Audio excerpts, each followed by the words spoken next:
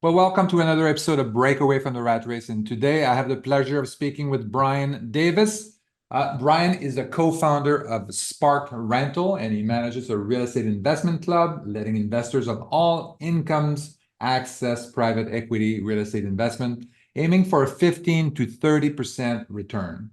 After spending over a decade as an active investor and landlord, Brian now only invests passively in real estate and spends most of the year overseas with his wife and daughter. So I think we're going to hear all about the expat life that Brian is enjoying, living the life for us. Brian, welcome to the show. Eric, thank you so much for having me. So glad to be My here. pleasure. So I think we should start about that, about the goal. Like normally, I forget who the author was that said to begin with the end in mind.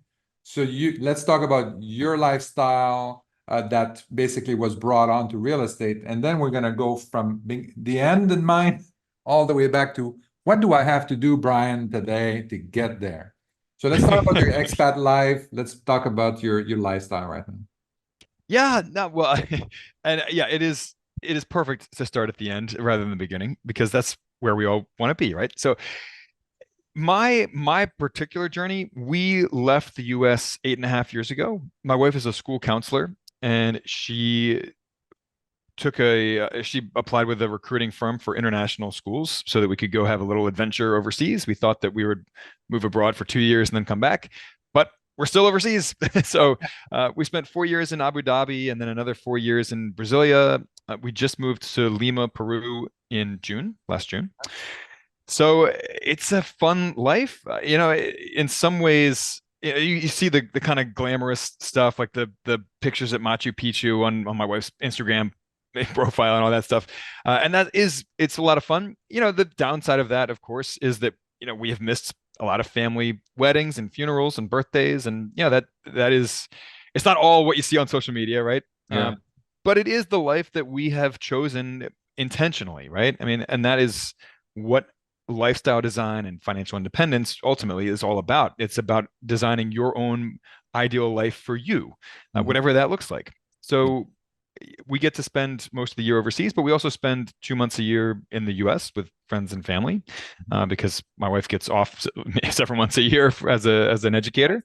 Yeah. So we're actually in the US right now. Actually, I'm recording this from Lewis, Delaware, where my mother-in-law lives, and then we're getting ready to head back to Peru. So Nice. yeah, I mean, we are not financially independent. At least I don't consider ourselves financially independent, but we still ultimately get to live the same lifestyle that we would be living if we were financially independent. And that is the thing that so many people in the fire movement, the fire community, don't really understand, is that you scrimp and you save, for Yeah. years and years trying to replace your day job income with passive income, or to cover all of your living expenses with passive income. But here's the thing: everyone goes back to work after they retire early. I mean, Yeah. so I've interviewed dozens of people who have retired early, on our own podcast. Most of them were real estate investors, but not all of them. Some of them sold businesses, or whatever it is that they did. They all went back to work because you get bored, right? And if you retire at 30 or 35 or 45 or whatever, there's only so long you can sit on the beach sipping pina coladas, right? Yeah. So they all go back to work, but the Yeah. difference is that they go back to work on their own terms, doing work that they are passionate about, right? And maybe it's location independent, and they certainly set their own hours. Although most of the people that I know do end up going back to work full time or close to it. So the thing that the shortcut in all of this for people who are pursuing financial independence and lifestyle design is that you don't actually need to cover all of your living expenses with passive income. You just need to figure out, what does my ideal work pay? And if it doesn't pay quite enough to cover your target living expenses, then what's that shortfall, right? Is it 5 grand a year? Is it 10 grand a year? 15 grand a year? It's probably not going to be huge, but Yeah. there may be some shortfall, and that's all you need to cover with passive income. So, and Yeah. maybe you can already cover your ideal living expenses or your target living expenses with your ideal work, right? In which case, quit your job today and go do that. Yeah. Go do your ideal work now. But if there is a little bit of a shortfall, that's your goal. for Yeah. building passive income. I think that's very interesting because a lot of people are thinking about, okay, what do I now have to do to quit my job? I have to pay for all these expenses, and then my medical is going to go through the roof, blah blah blah, and then that kind of stuff. And then at least if you find like the ideal job that you enjoy doing, then okay, yeah, I make like half of that. I just need to figure out how to make the other half of my passive income target, and then I'm good. I'm working full time or part time, and I get some benefits maybe or some other things. So I think that's a very good idea. I really like that idea, and I think it is pretty new. I think I don't think I've heard too many people talk about that. And the fire movement. I mean, you have to. Some people are just like it's extreme frugality that I'm against. I mean, I don't want to live like a homeless for the rest of my life. Yeah, I could live like homeless and I could live blah blah blah, but that's not what I want. That's not the life that I want. So that doesn't really interest me. And then I mean you're right also about people that are retiring. I say, oh, I finally retired. I knew I was lucky because I knew early on that I had no interest in playing golf every day. Right. So I said, okay, well, I can't do that. So I know I'm not gonna, and I don't enjoy the beach every day either. So I knew I had to work and figure something out. I mean, this is why I'm doing some YouTube. This is why I have other companies that I grow and manage. I help other business owner and all that kind of stuff. So you have to keep busy. Otherwise, yeah, exactly. Playing golf every day, I don't know. Some people like it, and that's fine, but some people don't. And you mentioned something that was very interesting too, is that you mentioned the lifestyle design, so designing your lifestyle. So tell me more about that. And you have like a methodology, or you have a series of questions that you ask yourself about kind of like, how do I design my lifestyle and how I back out of that? Yeah, so I mean, I'm not like a lifestyle design coach or anything, so I don't have But you should be. I think that's a good idea. I see you do that. I mean, it sounds like fun. It sounds like a great gig. Maybe I should consider it. So yeah, I don't have like a 40 question, questionnaire or like, a quiz that someone should take to design it.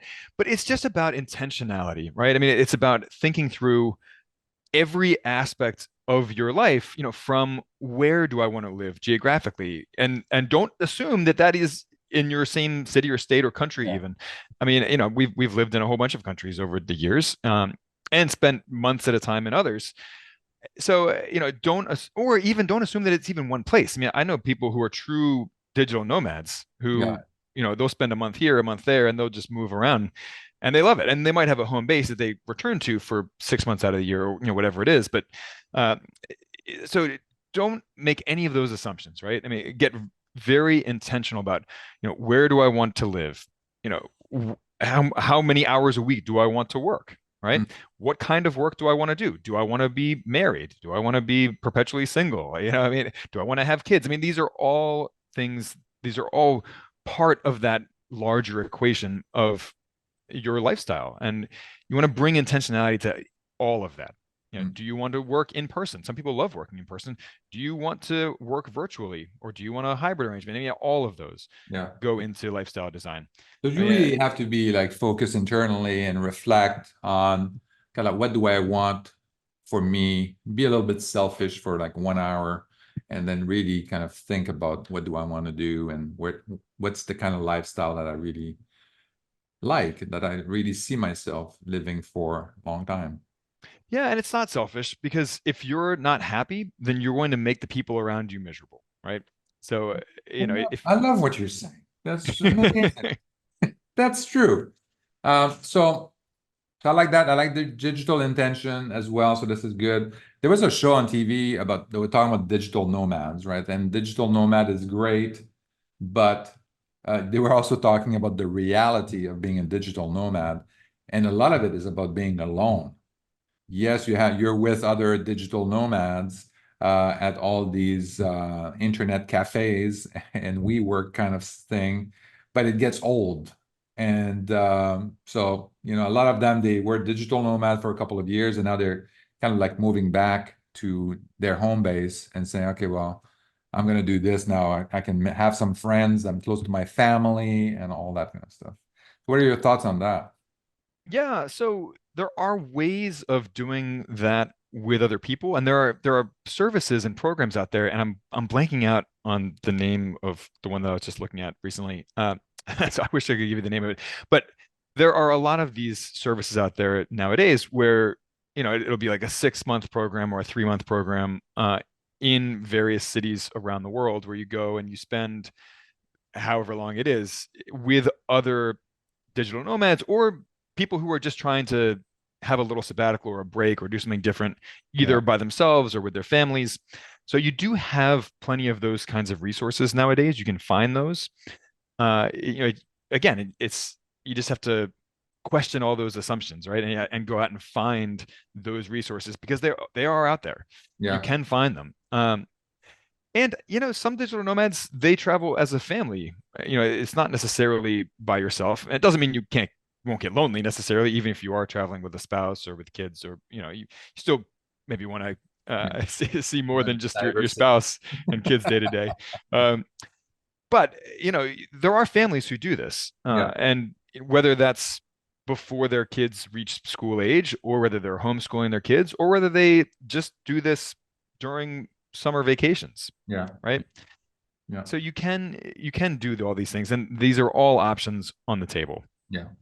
And for us too, like a lot of people you mentioned, so digital nomad is a little bit extreme because you kind of have to go and you can move and change location on a regular basis. Typically, that's what they do. Uh, you're more like going in one location and staying there for a number of years and then changing to another location. And for me, like we just moved here from to Florida, Fort Lauderdale area, uh, Okay.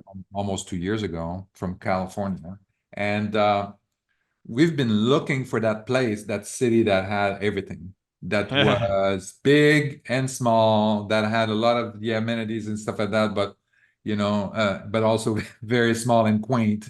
That had the perfect weather year round, and even though my wife and I like different weather, so not So that's a problem right there, she right? likes cold, I like warm, and then just like we want a city that has both at the same time. So what we realize now is that, yeah, we can live in a city that, maybe 9 or 6 months out of the year is perfect. And then we go somewhere else for the other 3 to 6 months, another city or a couple of other cities. So that is also perfect for that other season. So we kind of like, that's the lifestyle, speaking of lifestyle design too, that this is another option too, is like, this is our home base is Florida, is Fort Lauderdale. And then, for 3 months out of the year when Fort Lauderdale gets super hot and humid, then we can go somewhere else. So Yeah, and again, in today's world, you have a lot more resources than you had once upon a time, right? yeah. So, Mhm. you, for example, could rent out your home on Airbnb when you're not there to Yeah. help subsidize your costs in traveling, maybe even cover your housing costs when traveling. Yeah, I know one woman who's a digital nomad who stays for free everywhere she goes. She does house sitting and pet sitting, and stays at nice houses. I mean, upscale Yeah. houses, $1 million houses in many cases, Yeah. um, and at the cost of taking care of the house, watering the plants, Yeah. taking care of the dogs or cats or whatever. But she has no housing costs. Yeah. Um, so you can do that, or you can go and stay at an Airbnb, or whatever you want to do, or book through one of those services like we were talking about a minute ago that cater to digital nomads, and they offer everything from the co-working space to the social element, Yeah. helping you with housing and all that stuff. So you can arrange this any way that you want. Yeah. You just have to know what you want. Yeah.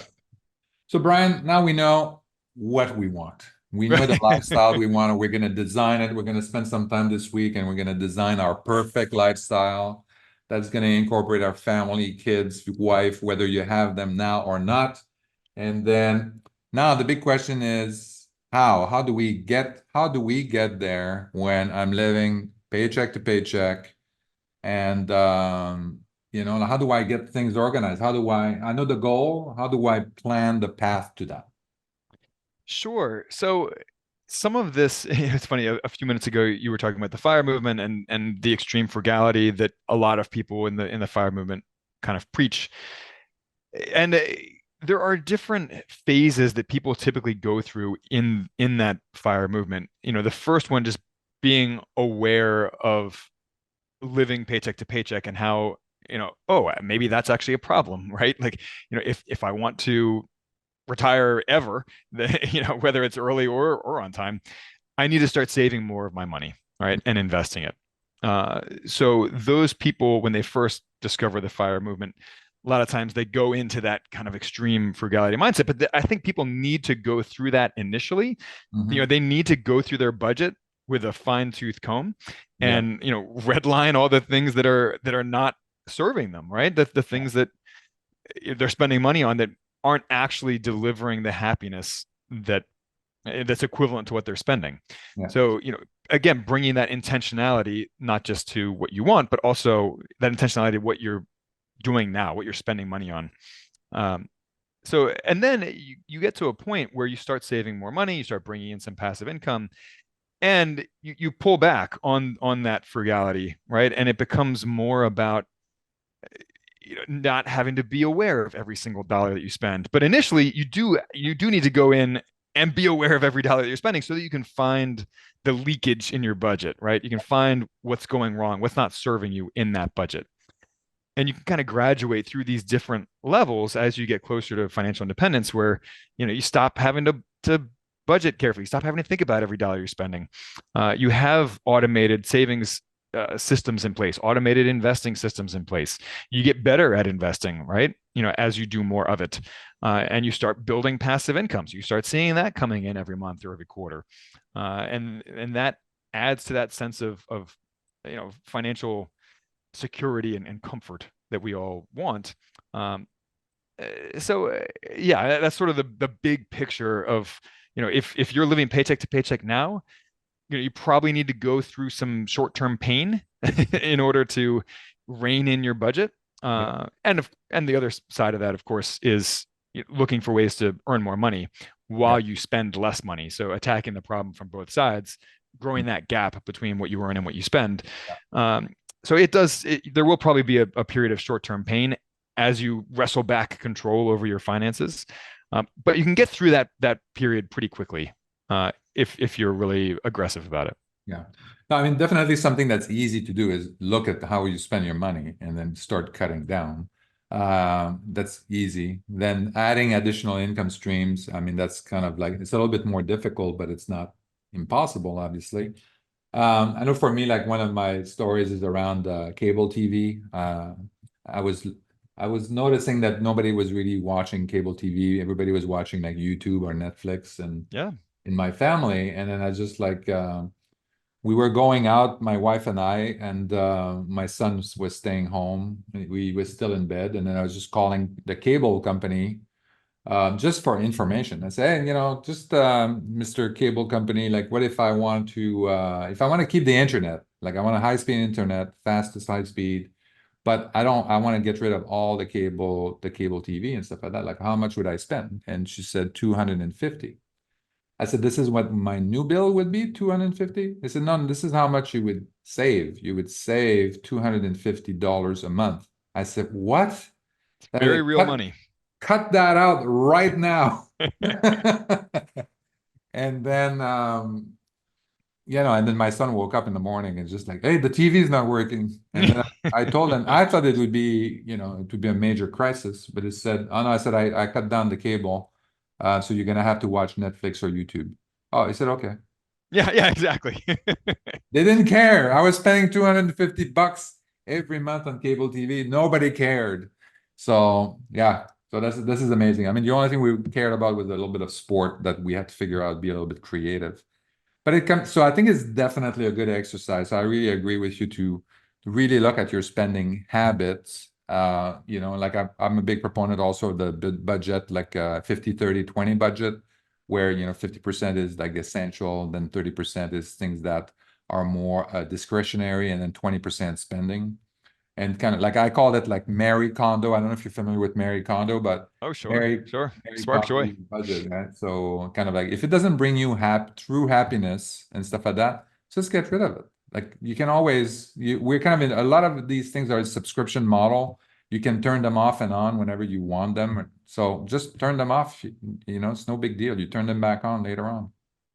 Yeah, absolutely. And so that's the first step in that is just going through and finding the things like you said, Mary Kondoing your budget. And then you can then take the next step looking at your three largest expenses, which for most people it's housing, transportation, and food. And for the average American household, Taxes. that it takes up 70% of their income. Yep. So that's where the most meat is on the bone to carve away. And it doesn't have to be as painful as a lot of people think to cut down on those. So, I mean, the fastest way to supercharge your savings is to find a way to house hack, right? And score free housing. Yeah. And there are a ton of ways to do that. I mean, my wife and I get free housing through her employer. But I mean, even before then, I had a housemate when I was living in the States, Mhm. and her rent covered three Yeah. quarters of my mortgage payment every The month. first house that we bought, we finished the basement and we rented it out to pay for the Yeah. mhm. Yeah, have an ADU in the basement. I mean, yeah, you can do all that kind of stuff. There are so many ways to do it. I mean, my co-founder at SparkRental, Denny, she and her husband hosted a foreign exchange student for 4 years, Mhm. and this is when they were empty nesters. Their kids had all moved out of the house, but they still had this big suburban house. It was expensive, so they were trying to come up with ways to reduce that mortgage payment or their monthly housing costs. So they brought in it was a Chinese housing exchange student or exchange student, and the stipend that they received from the agency covered almost all of their mortgage payment every month. Wow. And this kid became another member of their family, basically. I mean, they brought life back into this, big empty suburban house, and they loved it. Mhm. So, there's so many creative ways to house hack. You just need to, yeah, again, get creative with it. We have a whole list of ideas on our website for house hacking. But, there are plenty of lists idea out there on the internet if you want to just spur some ideas, get some ideas for that. Um, again, it's a way to save a lot of money every month without taking a big reduction in quality of life. Mhm. On the transportation side, in the US, people just assume that every adult needs a car, Yep. and they don't question that. My wife and I, when we moved overseas, we were like, well, do we really each need a car in Abu Dhabi? And we were like, well, I don't know. Let's try living, let's try sharing one car and just see how it goes. And it was totally fine. It Yeah. was absolutely fine. We lived in a relatively walkable area where, I had a co-working space nearby. I could walk to that. Um, we had grocery stores nearby. So, my wife took the car to work every day to her school, which was about a half hour commute away. And then we shared it, for personal stuff on nights and weekends, and it was fine. Mhm. And then when we moved to Brasilia, we were like, well, what if we didn't have a car at all? Because we happened to be living within walking distance of her school. So we were like, well, let's try it and see how it goes. And it was fine. It was great. So, question that assumption that every adult needs a car. You might be okay with Uber or with ride sharing services, biking, walking. I mean, I walk and bike everywhere in Yeah. Peru. I take a scooter sometimes. I've got a little electric scooter that I bought used for $150 or something. Yeah. So yeah, I mean, there's always creative ways to cut down on these big structural expenses in your budget, from housing to transportation to food. Yeah. You know, cut out the work lunches. Just make a little extra at dinner and take leftovers into work the next day. Mhm. And these are simple things that can save you a lot of money Yeah. in the long term. Yeah, for transportation, same thing. I mean, a lot of people are asking me, how come you don't have a Lamborghini? Take pictures in front of your Lamborghini. I said, I don't have a Lamborghini. I'm never gonna get one. I'm not interested. They're not very practical. It's like the least Where practical am I car gonna alive. put my bike? Yeah, and you know what? If you really want to drive a Lamborghini every once in a while, Rent rent it. one for the day on Exactly. Turo or I Exactly. mean you can do that, and you can take the pictures of yourself in front of the Lambo for your social media. You can Yeah. go have your little joyride. But if you did own a Lamborghini, it would spend 6 months in the shop anyway. It's not like you're Yeah. gonna be driving it all the time anyway, Yeah. right? So Yeah, you yeah, hit it's one just pothole, you have to take it to the shop. yeah, But, exactly. yeah. Exactly. But this is the same thing for us too. Like my wife and I, we used to have two cars, and it was needed at one point where there was a lot of transportations going on with the kids at soccer, kids at swim class, kids at school, kids this, kids that, a lot of kids thing. And then later on, the kids were out of the house, and then we just like, we just realized that we didn't need one. We got rid of one of the cars, and we've been fine. And then if there was a need to, uh, like two people need the car at the same time, well, we have Uber now, so we don't Yeah. need. And now we're questioning whether we need the car we have. It's just like we could, if there was like a limo service or driver service that could be more regular, that someone that we know all the time and stuff like that. I think you can do that with Uber, maybe. That'd be great. Just like take Uber everywhere, and you don't have any problems. And it Yeah, would, I mean, so my wife, she still has a commute even in Lima, but she just she has a driver that she pays and shares that cost with yeah, several teachers who happen to live in our neighborhood. yeah, And the cost is pretty affordable every month. So every morning, the driver yeah, picks her and this other couple up, takes them to work. Every afternoon, brings them home. And she doesn't have to hassle with the stressful traffic in Lima, which is awful, by the way. It's among the worst in the world. I Um, can imagine. Can't and we be don't worse than LA. It's worse than LA. Really? It's really bad. Yeah. I mean, it's up there with like Beijing. I mean, it's terrible. But you don't have to pay for those auxiliary expenses that come with car ownership, like insurance and maintenance and gas and all that stuff. So there was a report out. Well, actually, every year AAA puts out this report on the average cost of car ownership in the U.S.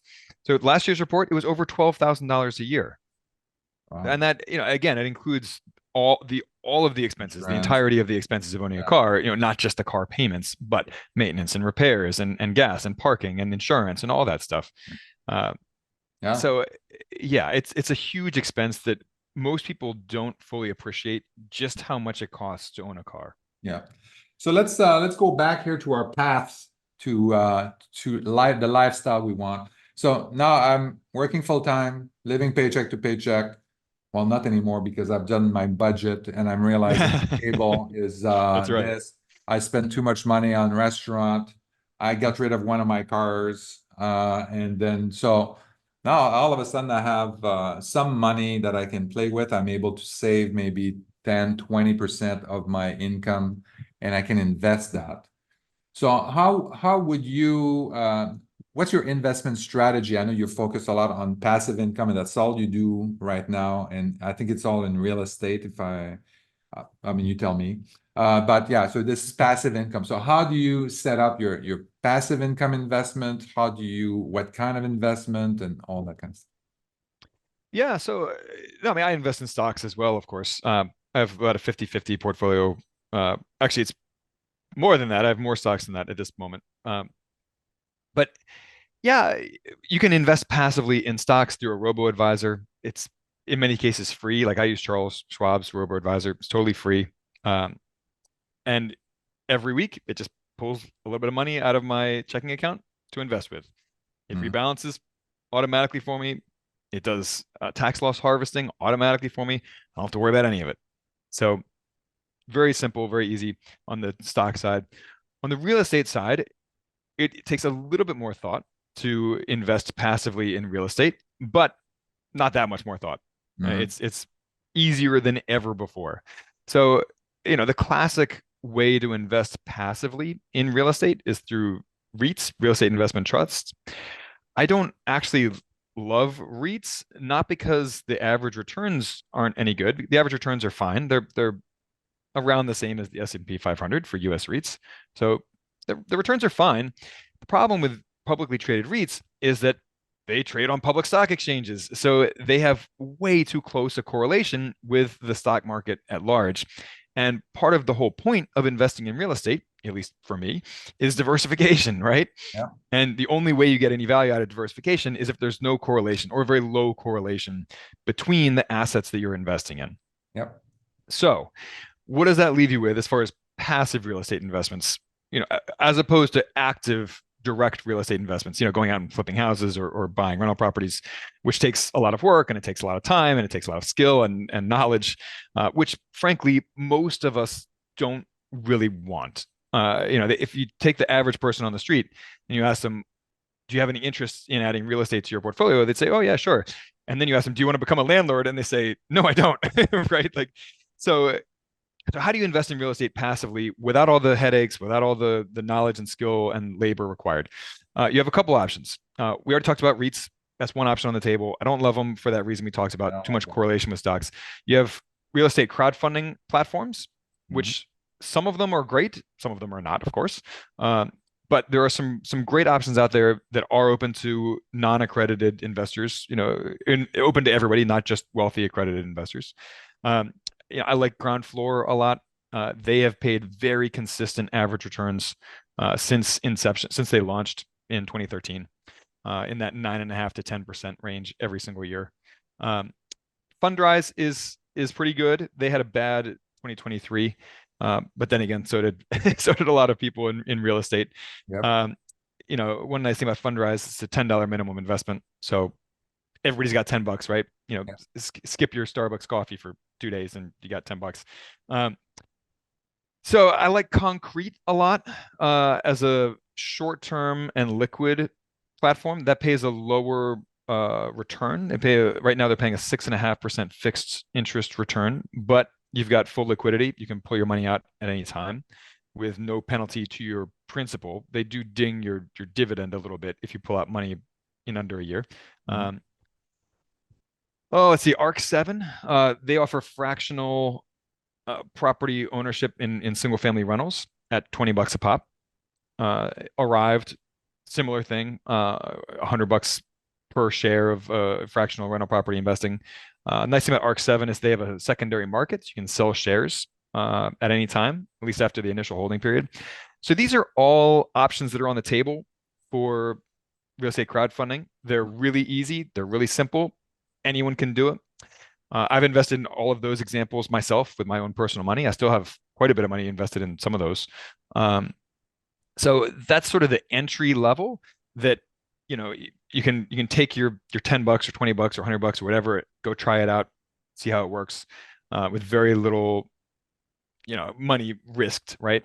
Yeah. Um, And you're dealing with Now, the professional managers, professional real estate investors, typically, that are managing the assets. So, exactly, exactly. So you don't have to do anything other than click a button to transfer the funds. yeah. Now, when you're ready to go to the next level up from there, but that's still pretty simple, start learning about real estate syndications. Now, a lot of people who have heard of real estate syndications will say, "Whoa, whoa, whoa! They're not that simple. They're not, they're expensive to invest in." And to which I would reply, maybe it depends on how you're doing it. This is precisely why we created an investment club where we get together every month and we talk about different deals that are available in that moment. And we vet them together. And when we see one we like, we all go in on it together. So, you don't need any skill to invest in that case because you're investing alongside other people.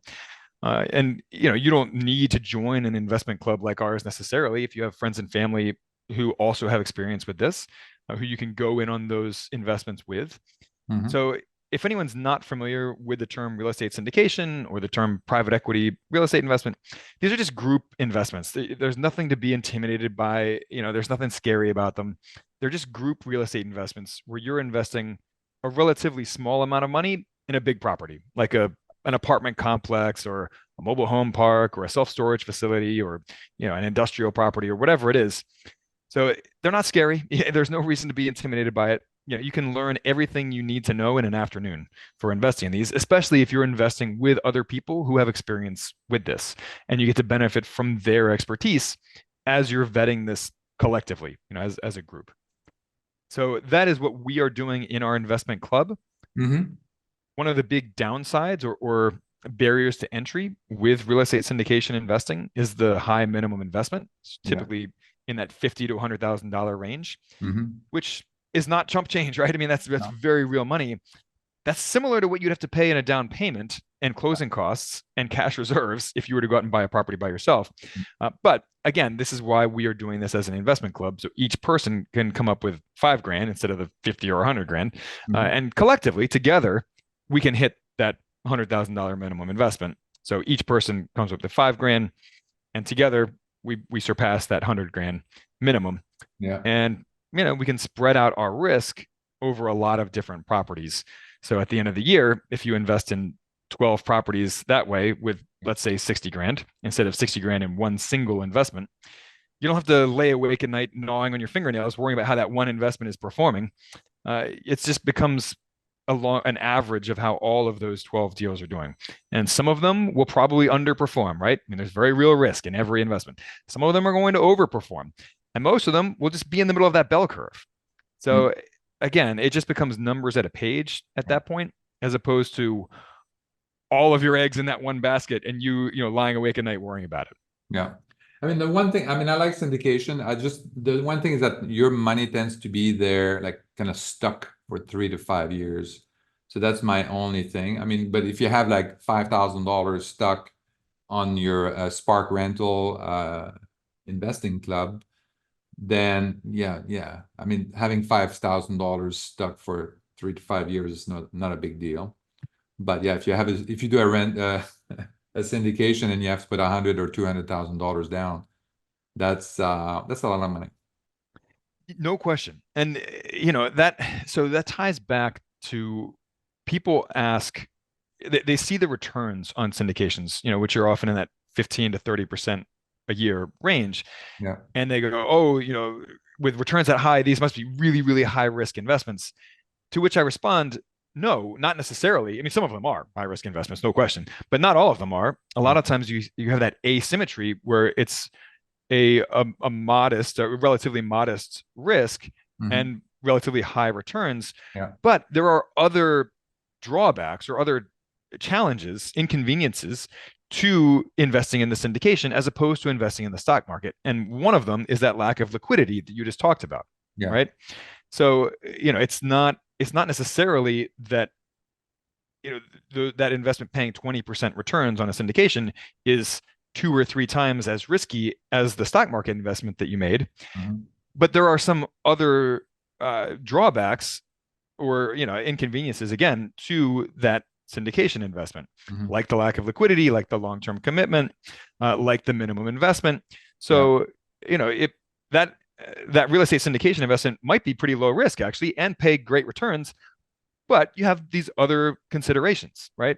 So it's not just about risk and return, or at least risk is not the only factor coming into play with these returns. There are other components that you have to consider, and a lot of people are okay with tying up their money for 3, 4, 5 years in a real estate syndication, knowing that they can't access it. It's a long-term investment. It's not liquid.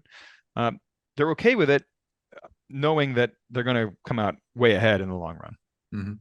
So have you done any like single family rentals? Because that's kind of what I don't like about even the multifamily. There's a couple of things that I don't like about that. The syndication, I didn't like that because I didn't have the control, and my money being stuck there for a long time.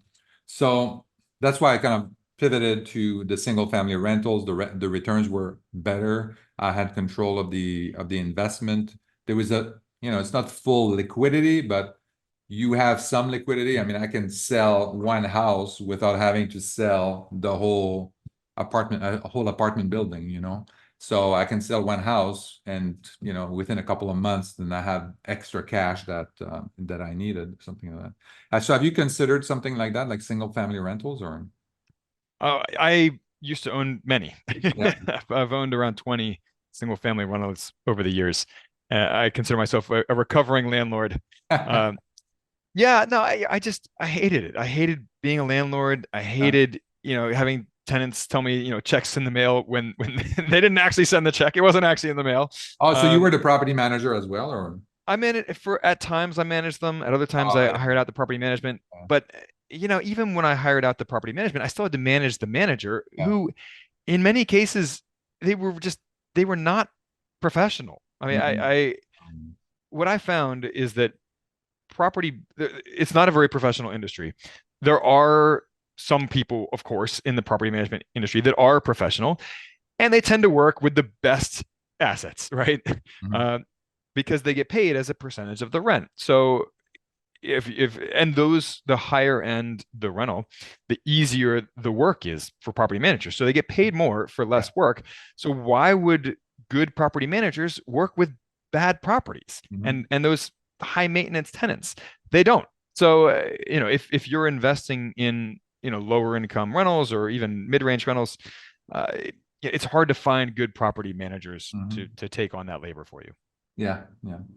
Yeah, that's true. I mean, yeah, you have to be very selective about that, and you have to have a good partnership with them in order to do that. Definitely. Any particular market that you invest in?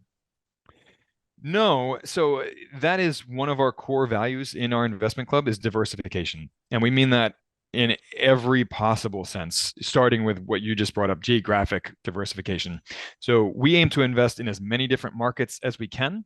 Mhm. Again, knowing that we're not going to be able to pick winners every time, Yeah. uh, and it's just about exposing ourselves to as many different markets as possible. I like to say my crystal ball is no clearer than anyone else's, right? I don't know what will happen in Phoenix or Austin or Tampa You over the don't? next. um, but I do know that if I spread my money among a Yeah. lot of different markets, I'll come out okay in the end. The law of averages will protect me, and we bring that same value of diversification across the board to other assets of this as well, or other components of this as well. So sponsors, which is the other word for syndicators, right? So we work with a lot of different syndicators. We want to spread our money among a lot of different syndicators, because it's hard to know before you've invested with somebody how well they're going to do with your money. I mean, you can look at their track Yeah. record and you can ask other people, but the fact is, two of the biggest names in this industry that a lot of people just recommended to us, uh, over the last year, they've had the most struggle of all the sponsors we've worked with. And Yeah. these are two very big name companies, had a great reputation in the space. Everybody was raving about them, and they have totally belly flopped in the Wow. last year. Yeah. Um, so, one policy that we aim for is not to invest with the same sponsor within 12 months of our first investment with them. We want to see how they do, how they handle unexpected hiccups, Yeah. how they communicate, right? Mm. All of that. So diversify across markets, geographic diversification, diversify across sponsors, and also diversify across property types. Mhm. So not just multifamily, not just mobile home parks, everything. So we've invested in industrial properties, in Okay. mobile Oh, home parks, in apartment complexes. We've invested in retail, oh, that's good. in self-storage. So Yeah. yeah, again, the further and wider that we can spread our money, uh, the more that the law of averages will protect us, Yeah. in the coming years. Yeah. Okay, sounds good. So, Brian, so if people want to reach out to you, they want to know more about Spark Rentals co-investing club, if they want to know more about your book on lifestyle design, Yeah, that's upcoming, I think. I need to start working on that. So, how can they get a hold of you? Yeah, so obviously sparkrental.com, you can find out everything you want to know about our club there. We also have a ton of resources for direct, active investors as well, from interactive maps and calculators, depreciation calculators, cash flow calculators, fire calculators, house hacking calculators, all that kind of fun stuff. We've got a ton of tools. We also have property management software for landlords. We have a ton of stuff for active investors, not just passive investors. And on the passive investing side, if you're interested in real estate crowdfunding platforms, we have a whole comparison tool for that as Okay, well. well, that's cool. So, and then of course we have our investment club for syndications, private equity, real estate investments. Uh, Beyond that, email me. Email me at Okay, brian@sparkrental.com. I'm available. Shoot me an email. excellent. And of course, we're on all the major social media platforms as well. Excellent, excellent. Well, that's very good. Well, Brian, thank you very much. Thank you for sharing your unique perspective on the lifestyle design and how to start with the end in mind. And then your co-investing club is pretty unique. I haven't heard anything like this. out there. So There's I no think one, there's no one doing what we're doing. It's yeah, totally unique. So yeah, that's why we love it. and especially across different real estate segments and all that kind of stuff. So I think I wish you a lot of good luck this year, and yeah, I'll talk to you later. Eric, thank you so much for having me. This was a lot of fun. My pleasure. Thank you for listening to Break Away from the Rat Race with your host, Eric Martel. If you want to share your story and experience with our listeners, please message us on Facebook at Break Away from the Rat Race. Also, please subscribe to our YouTube channel and our podcast on iTunes.